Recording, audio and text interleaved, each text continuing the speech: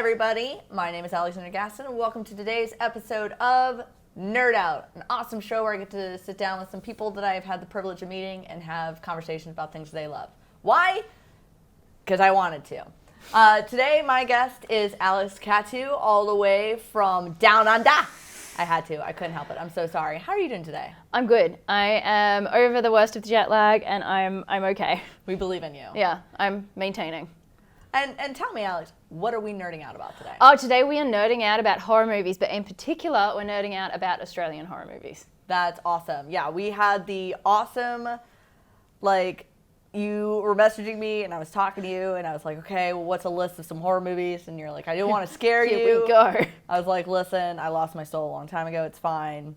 So you gave me a list. Yes. Of which, out of everything in the past week, I've been able to watch one movie. I mean, it's better than none. And it was the new LGBTQ icon movie, yes. The Babadook. The Babadook. The Babadook.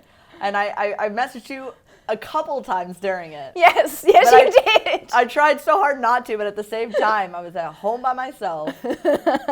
And I was just ironing, curtains, because that's stuff that I do. That's what you do. Yeah. And watching The Babadook and was like, this kid. Yeah. Oh, yeah. So talk to me about you go after it. Okay, so The Babadook is not actually a gay icon. That was a misfiling on Netflix's behalf that we have now embraced. So I'm sure there are some people out there who have watched The Babadook expecting a markedly different movie. Yeah. So Where's the love story? Yeah, right. Where is the romantic love story? And oh God, what is happening? Where's the heated passion scene? Why is there blood everywhere? Why is everybody screaming? It sounds like my love life. But no, The Babadook is a fantastic Australian horror film about a mother and son who are trying to cope with life after the son's father, after the husband has died 7 years on, when a malevolent presence invades their house and heartwarmingly brings them closer together after several blood, guts, mishaps. And something I found out. Yes. It's where that meme comes from with the mom who's screaming at the kid in the back seat. Why can't you be more normal? And they're like, and the kid's screaming. Yes. And Yes, that is that kid. And it's usually like superimposed with a British flag on the mom's face and a US flag on the kid's face. Yep, Yeah. yes. Yeah, or any other variation thereof. Yes, that is what that is from. I was very excited to see that. That kid, yeah. Phenomenal young actor. Absolutely killed it. But yes, that kid. So the story is this single mother whose husband died in a car accident is dealing with this child who is not normal in the slightest. This kid is a bit of a handful. I said he was a twat. Yes, you said he was a twat. I was looking at the messages today because you messaged me this morning and I was reading back through them. And all I got in response was her, yes, her. because I didn't want to give anything away. I know. Because obviously the story develops. Are we doing spoilers or no spoilers? Listen, if you haven't watched The Babadook by now, go watch it, come back. Go watch it, come back. Yeah. Okay, we're doing spoilers. Great. I'll give you a second. Okay, we're good. Great. Okay. Okay, spoilers from here on out. Yeah, nothing but spoilers. Yeah, the reason I was like, because this kid ends up being the hero. Amazing. Yeah, this kid ends up being the hero, and but up until that point, I was up until that point, he is a nightmare. I was starting to think that there was no Babadook, that he had just literally driven his mom in crazy, and she's like, I'm just gonna kill this kid. Situation. Yeah, exactly. And that's actually one of the things that I love a lot about Australian horror movies is that slow burn, is that you're allowed to think that for 90% of the movie. For the vast majority of the movie, you were allowed to think that these folks have just gone mad, that this kid has driven this difficult child has driven his mother mad.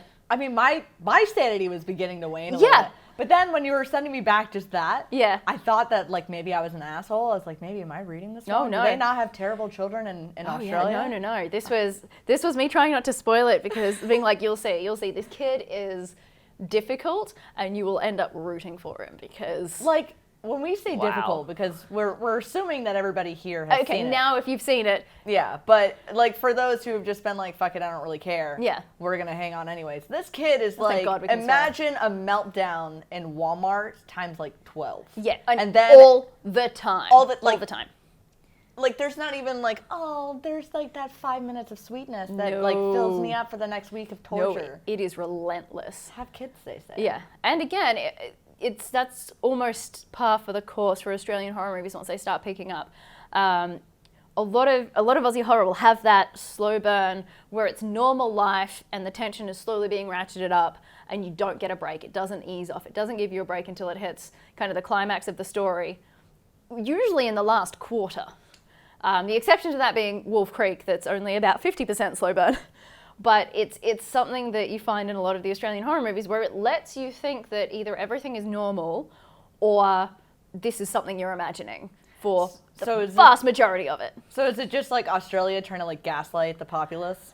I think it's a reality thing. I think they don't, and you'll also notice in the Babadook and in a lot of other Australian movies, nobody looks too polished. Yeah. They're just everyday people. They just look like normal people, and I think there's no Nicole Kidman's here. Yeah, and even when there is, even when you have, you know, our version of A-listers.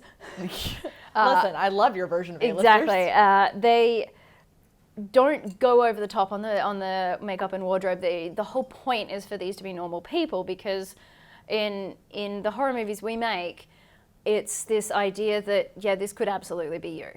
This could be anyone. Especially the ones that are taken from real life situations. Mm-hmm. So when you look at Wolf Creek, which is obviously based on the serial killer Ivan Milat, when you look at, well, probably not the Babadook, but there are other ones, Wake in Fright, which is the original one from the 1970s. The whole point of that was this is a small town, this is what happens in small towns, and nobody there was too posh, too polished. So I think that's a deliberate part of it, and it ties in with all the slow burn factor that this is daily life, this is normal until the exact moment that it's not. And to me, that's what makes Australian horror one of my favourites in the subgenre. And I keep wondering if there are things that the U.S. is trying to adopt from Australian horror, because you're talking about Wake and Fright, and it almost sounds like Lights Out. Wake in Fright is a fascinating one that I think everybody should watch. It's quite an old movie, but it's definitely stood the test of time in that it's still scary. You watch a lot of the other old horror movies, like The Exorcist, for example. Right. Not really scary anymore. Like when it came out, you can totally understand why people were fleeing the theater. Yeah. But now these I days, just laugh at that kid. Right. It's pretty good. The head thing. Yeah. Yeah. But Wake in Fright. Sorry. It's because it's all good. I was like, we're just about to start. I was about to start going into like a really bad portion of it, and I don't think we should go there. I don't think we should go there with The Exorcist. Yeah. No, I know exactly which bit. Yeah. Yeah. But no, Wake in Fright. It's the way that it was done. It was all about atmosphere. Mm-hmm. There's nothing in it that is inherently scary. It's the way it's shot, it's the way, it's the atmosphere that they've put into the story that makes it scary. So even though it was filmed in the 70s, it's still a horrifying watch. It's still disorienting, and you feel for this guy who's stuck in this situation. You can feel his confusion and his terror at his confusion when nothing is making sense. So Wake in Fright is a young teacher from Sydney who has been sent to the outback after he's finished teachers college. So that's a pretty typical thing. You finish teachers college in Australia and you usually end up going somewhere remote for the first couple of years. You just sent out the whoop whoop? Yeah, basically. Quite literally. Yeah. Being that Whoop Whoop is an Australian city. I know things. Yeah, so people I love Australia. are always I don't know sent out to Whoop Whoop. Yet. So yeah, he's been sent out to a small outback town and misses his flight back to Sydney at the end of the school year and has to wait in town for another one. And after drinking at the pub, things start to escalate in a very disorienting way. So So it's not necessarily a horror film. Is it something where it's like testing his sanity, or? It's a bit of both, because it's not a supernatural horror film per se. There are suggestions of that. Right. But it's not, there's no visible monster. The monster is other people, and it turns out himself. There is a very extremely brutal kangaroo hunt scene in the middle of the night that it is just an absolute roller coaster, because it was shot at night this is. And I would like to say no animals were harmed in the making of this movie, but they kind of were. And it was a big controversy at the time when the film was released, and still is to this day. But the scene itself is just unreal. It's extremely visceral and very difficult to watch. And it's right at the height of the tension of this, and then he just wakes up the next day and everything is different. It's definitely a tense watch, but it's because it's older. Right. It kind of sets the tone for the way the industry has told horror stories since, with that slow burn, the unpolished characters, and I think it all comes together to build horror films that are maybe a little bit scary. And I'm obviously biased as an Australian. I think our horror films are the scariest. But if you sit down and watch Wake in Fright and Wolf Creek is terrifying. The Babadook ratchets up the tension. I'd forgotten how scary it was. I rewatched it the other day. It wasn't that bad, but maybe it's because I wasn't focusing fully on it. And that might have been like a defense mechanism on my part because I wasn't ready to be in my home by myself after watching The Babadook. But there were some frightening aspects, but it was so interesting because it really did make you question, was there a Babadook? Was there anything? Because those are like my favorite kinds of movies that really make you question the reality of it. Yeah. And that's what makes it more frightening. And but the whole thing about horror movies being of one that would love to write a screenplay for one is that ability to that slow burn to make your audience go like this. Yes. And then at that moment just push them right back into their seats. Yeah. Like and just going home, and if you can make them go home and sleep with a light on, you've won. You've won. Yeah.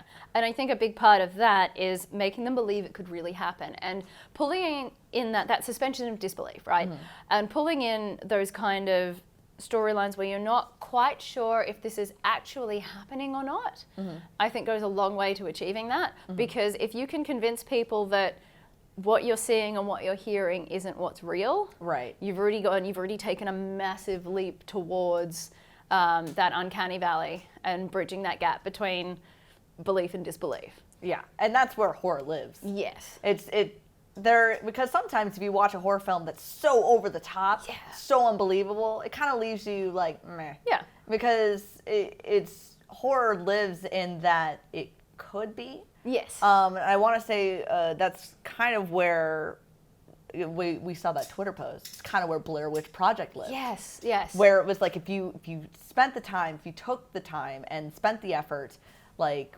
going through that, paying attention, that when it got to the end, you were just pissing yourself. Yeah, just all those little things. And Blair Witch, movies like the Blair Witch, they don't do the work for you. And the good ones don't do the work for you. Right. They leave it there for you to see, for you to notice, and for you to file away quietly. And if you haven't done that, if you're not sitting there focusing on it, the payoff is probably not as good. Right. And you'll probably walk away going, that's not scary. Whereas somebody else who was watching and really paying attention is just shitting themselves by the end of it and sleeps with the lights on. So I think horror films is a unique subgenre where you only really get as much out as you put in. If you sit down going, this isn't going to scare me, I'm not going to pay attention, I don't care, it's probably not going to have the impact. But if you sit down and go, I'm going to focus on this film, I'm going to focus on this piece of art, and let it get under your skin, the good ones can and will. Right. Yeah. I think that's probably, not to steer away from Australian horror, just because. It's a huge genre, but yeah, we can absolutely broaden this. I could talk about it all day. That's probably what scared the shit out of me with Paranormal Activity. Yes. Yeah. And I think one of the smartest things they could have done was not give the entity any type of body. Yeah. It was the smartest thing because What is it? Where is it? What is it? it? Anywhere. Where is it? And because what your brain's going to come up with is always going to be worse than what the monster guys can make. Exactly. And all of the movies that end up not aging well or just not being that frightening are ones where they've shown the monster too soon or even shown it at all. Right. So the ones where the monster is people, those ones are land. the worst. They land. Like, and not saying the worst, like they're like the worst. ones, like those are the ones that like they give you the biggest anxiety. It's like, oh great, the monsters are the people we are along the way. Yeah. And Purge is like one of those where there's no entity. It's just people. And another really good one for that, coming back to the Australian horror movies, is a movie called The Loved Ones, which is an Australian high school drama to begin with.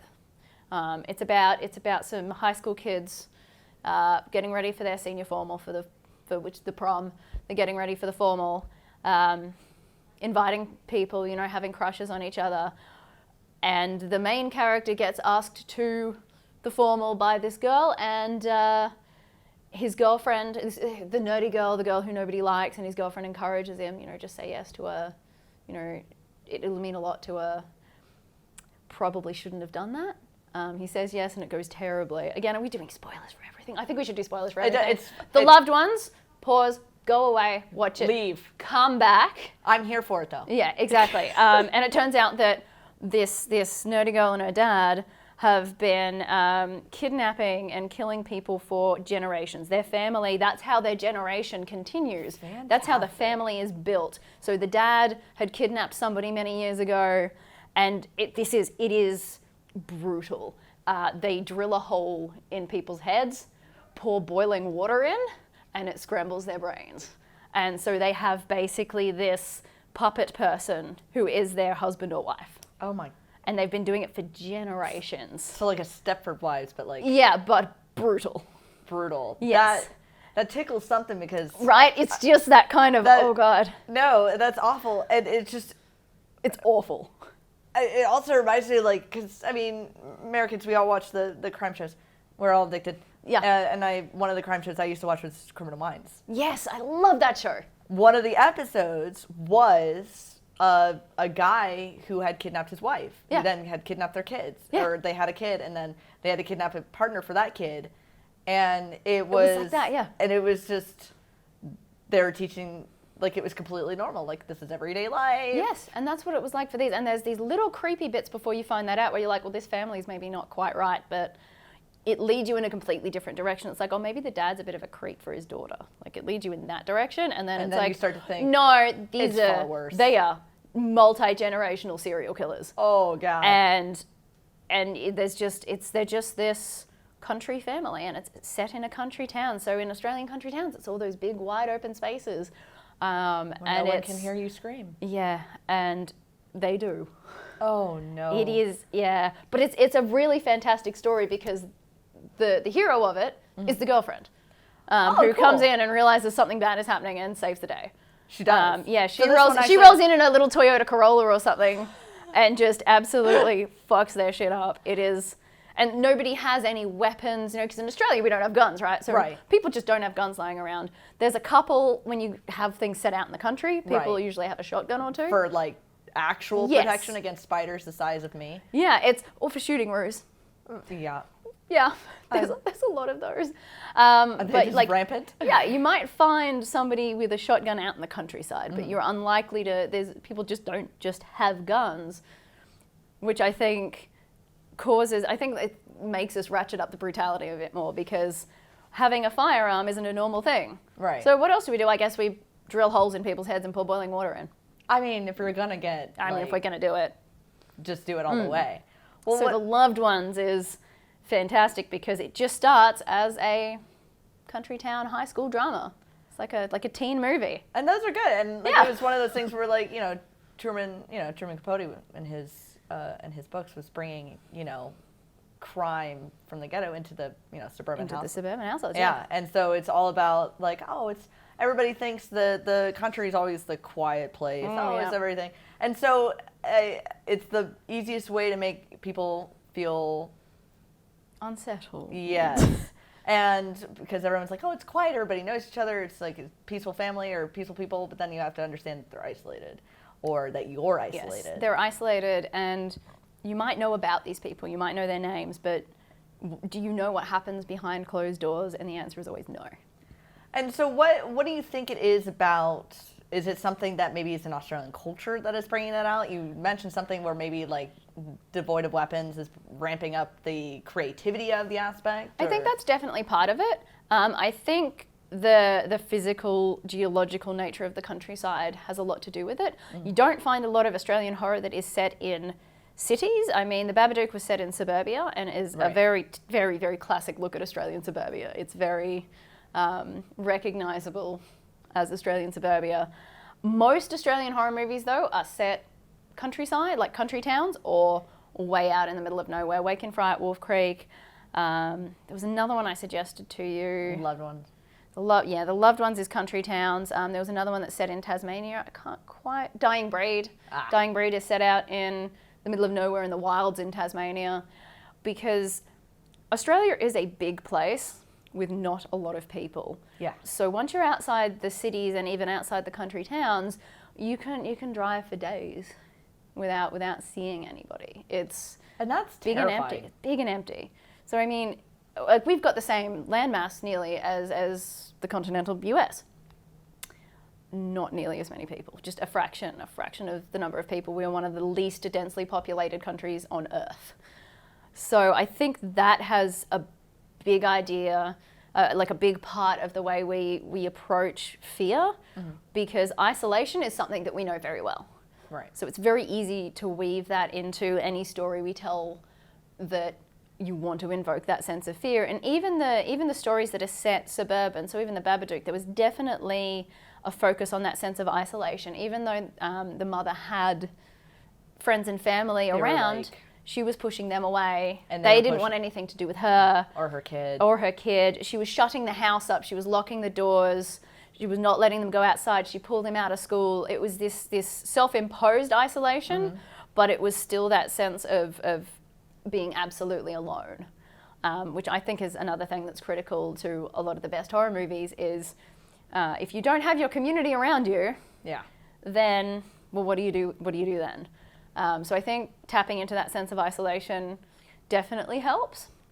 I'm interested in the movies that kind of flip that on its head, though. I haven't seen it yet, but I want to see Midsummer, the new Ari Aster film. I've been hearing nothing but amazing stuff from that. Yeah. But I also have heard that like you're gonna need like therapy after it's done. That sounds amazing, and I need to see it, because that flips that on its head. Because instead of being isolated, although you are out in the countryside, I believe they're out in the North Europe, but at the same time they're in a community. Right. It's just not their own. Yeah, and so it kind of, I mean, so like we were saying, so horror is, getting you out of your comfort zone. And sometimes comfort zones are surrounded by people. So taking you out of that. Making you feel like you don't have anywhere to run, not being able to. No one can hear you scream. Yeah, exactly. Central tenet of Alien. Exactly. Oh, the greatest and film. also, but at the same time, it's throwing you into something that you cannot navigate normally. Yes. And that can be culturally. Yeah, absolutely. And I think that's what Midsummer's gonna tap into. I haven't seen it yet. I'm so excited. And so Midsummer's coming out. Are there any horror films coming out on the Australian circuit that you've been like, maybe that has popped up? There probably are a few, but I haven't been looking at them lately. But in terms of recent ones, if people are looking for a watch list, you've already seen. I assume you've already seen The Loved Ones and The Babadook. And if you haven't, although if you haven't, I haven't given away like everything to do with it. It's still worth watching. Yeah, The Loved Ones especially. I really, really would love if everybody can go out and watch The Loved Ones. It is severely underrated, extremely brutal. I want all 4 of you to go and watch The Loved Ones. Yep. And then report back. There will be a quiz. And if you like The Blair Witch, there's a movie called The Tunnel, which is another Australian horror movie, found footage, quite similar to The Blair Witch in style and tone. And if you're going with Blair Witch with, I believe it's Ed Lopez. He did VHS 2. Yes. Jesus. Which is amazing. My gosh. So good. Speaking of therapy. Yeah, I met that man once and scolded him for play killing a dog in that movie. Like no animals were harmed in that movie, but my soul was. Yeah, they don't happen anymore. If you don't like the whole violence against animals thing, I don't. I'm not a fan of it. I have watched Wake in Fright once, and I'm never going to watch it again. It is an iconic film, but the kangaroo hunt is quite real. So if that's something that makes you sensitive, Don't do it. don't do it, or just skip that I'll part put entirely. a warning at the beginning of this going, this is about horror. This is about horror. We discuss pretty bad things. We're wearing Death Save shirts for a reason. For a reason, yes. Mainly because I didn't have a shirt that says, I don't care who dies in the movie as long as the dog lives. Yeah, I need a shirt that says that. Yeah. I'll get you hooked up. Exactly. Which, again, the Babadook. Babadook. Oh, God. Oh, no, that's right. I'm sorry. Repeat trauma. Dude, I had just forgotten about it. I was so happy. All right. Oh. On that note, is there anything else you'd like to do to close this out today? Watch more horror films. Watch more horror films from different regions than your own because they're all distinctive and it's really fun to pick up those kind of cultural differences. And sleep with the light on. All right, you heard it here, guys. Thanks for coming. Sleep with the light on. Hopefully we'll have more horror talks in the future. I love you guys. Bye.